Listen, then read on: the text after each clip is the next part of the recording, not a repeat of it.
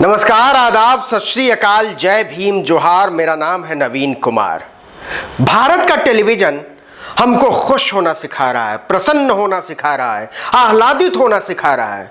हमको बता रहा है कि देखो कोई दिक्कत नहीं है, रफाल आ गया है। हमको बता रहा है कि देखो अयोध्या में राम मंदिर बनने वाला है, कोई दिक्कत नहीं है, कोई परेशानी नहीं है। हमको ये भी बता रहा है कि सुशांत सिंह राजपूत की मौत की जांच आगे बढ़ रही है। ये अलग बात है कि उनकी जांच के लिए जो एसपी साहब गए थे पटना से, वो खुद ही क्वारंटीन हो गए हैं। लेकिन इस बीच हमको खबर मिलती है इस देश के गृह मंत्री के अस्पताल में दाखिल होने की, उनके कोरोना पॉजिटिव होने की। शिवराज सिंह चौहान मध्य प्रदेश के मुख्यमंत्री अस्पताल में, दिल्ली के स्वास्थ्य मंत्री जा चुके और उसके बाद आ भी चुके हैं। तमाम नेता लगातार पॉजिटिव निकल रहे हैं। उत्तर प्रदेश में तो एक कैबिनेट मंत्री पॉजिटिव निकलती हैं, उनके अस्पताल में मौत हो गई। एक मंत्री और अस्पताल में है। मध्य प्रदेश में पूरा हेल्थ डायरेक्टरेट कितने दिनों तक बंद रहा आप सब जानते हैं। ये सब बातें डराती हैं, हमको परेशान करती हैं, चिंतित करती हैं। और इस मौके पर हमको ये सोचना चाहिए कि कहीं कोरोना को समझने में, इससे निपटने में हमारी सरकारों ने, हमारे समाज ने, हमारे सिस्टम ने कोई गलती तो नहीं की, कोई भूल तो नहीं की। क्योंकि जहां तक मुझे याद आता है, जब कोरोना भारत में आना शुरू हुआ, जब पहली दफा इसकी आहट आई, तो इस देश के सत्ताधारी पार्टी के कई नेताओं ने कोरोना का जबरदस्त मजाक उड़ाया। किसी ने कहा गोमूत्र पी लो ठीक हो जाएगा, किसी ने कहा गोबर खा लो ठीक हो जाएगा, किसी ने कहा हवन कराओ ठीक हो जाएगा, किसी ने कहा आएगा ही नहीं क्योंकि भारत में 30 करोड़ देवी देवता हैं। और हमारे सामने क्या है? इस देश के गृह मंत्री अस्पताल में हैं। एक कैबिनेट मंत्री की मौत हो चुकी है उत्तर प्रदेश में, एक मंत्री और अस्पताल में पड़े हुए हैं। महाराष्ट्र में हालत कितनी खराब है शिवराज सिंह चौहान का आप सब जानते हैं। सवाल है कि शुरू में इन सब मजाक के बीच जो माहौल बनाया गया कि कोरोना दरअसल मरकज की वजह से फैला पूरे हिंदुस्तान में, अब वो सवाल कहां है और उस सवाल का मतलब कहां रह गया है?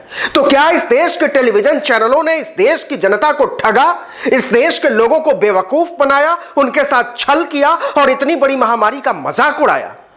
ये बात सच है और इन सारे सवालों का जवाब है हां।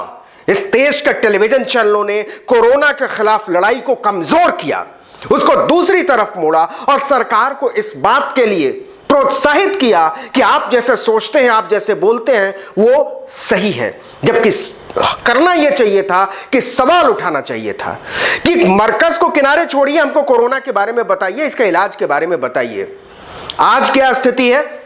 आज स्थिति यह है कि कोरोना पूरे हिंदुस्तान में फैल चुका है। हम दुनिया के दूसरे सबसे बदहाल देश बन चुके हैं इससे निपटने में, और इसके सवाल टेलीविजन के पर्दे से गायब हो गए हैं। टेलीविजन आपको क्या दिखा रहा है? अयोध्या। टेलीविजन आपको क्या दिखा रहा है? रफाल। टेलीविजन आपको मौत नहीं दिखा रहा है, टेलीविजन आपको बदहाली नहीं दिखा रहा है, टेलीविजन जनता की, नागरिक की मजबूरी नहीं दिखा रहा है।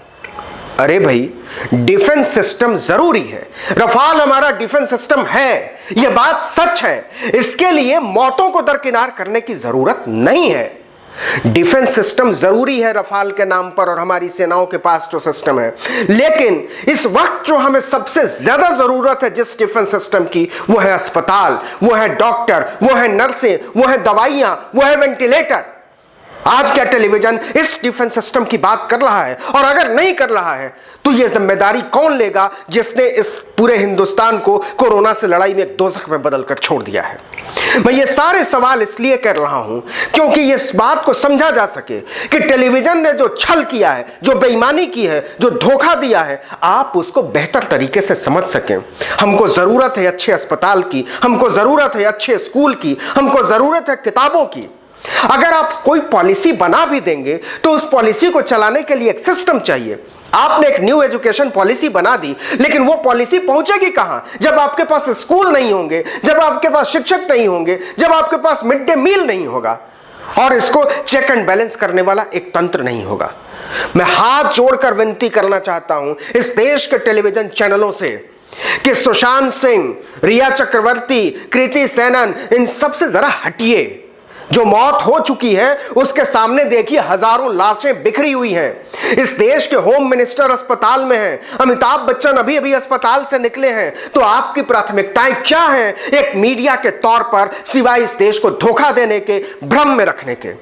हो जाएगी जांच। सुशांत सिंह की मौत की कारणों की जांच जो है वो टेलीविजन चैनल नहीं करेंगे, टेलीविजन चैनलों के पत्रकार नहीं करेंगे, लेकिन आप बाढ़ की कहानी दिखाइए, क्योंकि मौतें चाहे बाढ़ से हो चाहे कोरोना से, वो हिंदुस्तान के साधारण नागरिक की मौतें हैं जिसके छींटे अब इस देश के बड़े लोगों पर पहुंचने लगे हैं।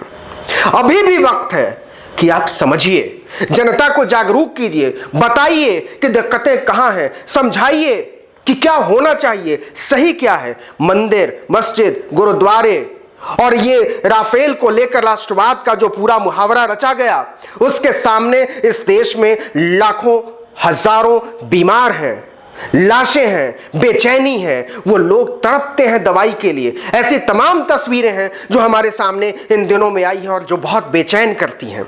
इस देश के लोगों के लिए जो रोटी रोजगार के लिए सड़क पर निकले, उनको पीटा गया, ठेले वाले खोमचे वालों से वसूलियां हुई। इन सब चीजों का जिक्र मीडिया जानबूझकर इसलिए नहीं करता क्योंकि सरकार पर सवाल न उठे, लेकिन अभी भी वक्त है कि इन सब चीजों से हम ऊपर उठें। इस देश के गृह मंत्री अस्पताल में हैं और ट्वीट कर रहे हैं विपक्ष के तमाम नेता, मायावती कर रही हैं, ममता बनर्जी कर रही हैं, राहुल गांधी कह रहे हैं, वो कह रहे हैं कि अमित शाह का अस्पताल में दाखिल होना एक बहुत बड़ी घटना है। एक सरकार के तौर पर, हिंदुस्तान को चलाने वाले सिस्टम के तौर पर हमको इसकी भयावहता को अब भी समझना चाहिए। मायावती ने साफ साफ कहा है कि जिस तरीके से कोरोना की लड़ाई को नेतृत्व दे रहे थे अमित शाह, वो जल्दी से ठीक होकर बाहर आए, क्योंकि इस देश को उनके वैसे ही नेतृत्व की बहुत जरूरत है। इस तंज को भी समझने की जरूरत है। हम सब समझें, बूझें, मीडिया घरानों की खास तौर पर इसमें भूमिका है। इस देश के साधारण नागरिकों को जागरूक करें और इस देश की सरकारों पर सवाल उठाना सीखें। यह सीखना इसलिए भी जरूरी है कि अगर हमने सचेत नहीं किया, हमने चुनौतियों के प्रति आगाह नहीं किया, तो यह देश कोरोना से नहीं लड़ पाएगा। यह तो कोरोना है। जरा कल्पना कीजिए कि इस देश पर कोई जैविक हमला हो जाए, बायोलॉजिकल अटैक हो जाए, तब भी क्या हम यही सोचकर बैठे रहेंगे कि हमारे पास तैयारी का वक्त नहीं था? क्या हम यही कहते रहेंगे कि हमारे पास डॉक्टर नहीं थे? क्या हम मुआवजे बांटते रहेंगे? या अभी भी वक्त है? मैं तो कहता हूं कि यह चुनौती है और इसको अगर वाकई अवसर में बदलना होता है, अगर आपदा को अवसर में बदलना कोई मुहावरा है, तो उसकी परिणति यह हो सकती है कि हम अपने डिफेंस सिस्टम को दुरुस्त करें। डिफेंस सिस्टम मतलब इस देश के अस्पताल, डिफेंस सिस्टम मतलब डॉक्टर, नर्सें, स्कूल, बच्चे, पढ़ाई, किताबें वगैरह वगैरह। इस डिफेंस सिस्टम को दुरुस्त किए बिना हम राफेल से कुछ भी हासिल कर सकते हैं, एक देश का लोकतंत्र हासिल नहीं कर सकते हैं। इसके लिए तो हमको सोचना ही पड़ेगा, तभी हम चीन से लड़ पाएंगे, तभी हम पाकिस्तान से लड़ पाएंगे, वरना हम बांग्लादेश और नेपाल की तरफ बार बार मुड़कर देखेंगे और हिंदुस्तान का टेलीविजन चैनल आपको बताएगा कि सबसे बड़ी समस्या कोरोना नहीं है, सबसे बड़ी समस्या दरअसल पाकिस्तान है, सबसे बड़ी समस्या लोगों की मौतें नहीं है, सबसे बड़ी तस्वीर अयोध्या है, सबसे बड़ी समस्या लोगों की चीखें, चिल्लाहटें, बेचैनियां नहीं है, सबसे बड़ी तस्वीर रफाल है। इन तस्वीरों के बरक्स जरा अपनी सूरतें भी देखिए, अपनी मुश्किलों को भी समझिए और उन चुनौतियों को एक बार समझने बूझने के बाद उनके सामने अपने आप को एक नागरिक के तौर पर खड़े होने की कोशिश कीजिए। आप समझेंगे कि इस देश को चलाने वाली ताकतें इस देश को जहां ले जाना चाहती हैं, वहां नागरिकता के बोध की हत्या हो रही है। हमको समझना पड़ेगा कि वाकई हम एक नागरिक बने रहना चाहते हैं, एक लोकतंत्र को में जीना चाहते हैं, अगर हम इस देश को एक संवैधानिक व्यवस्था के तहत चलाना चाहते हैं और अगर हम एक जन पक्षधर राजनीति को अपने लिए चुनना चाहते हैं, तो यह बहुत सही वक्त है कि हम इसको समझें। इस वीडियो में इतना ही, लेकिन ऐसे तमाम वीडियो के लिए आर्टिकल 19 इंडिया को सब्सक्राइब कीजिए, लाइक कीजिए, शेयर कीजिए, कमेंट कीजिए। नमस्कार।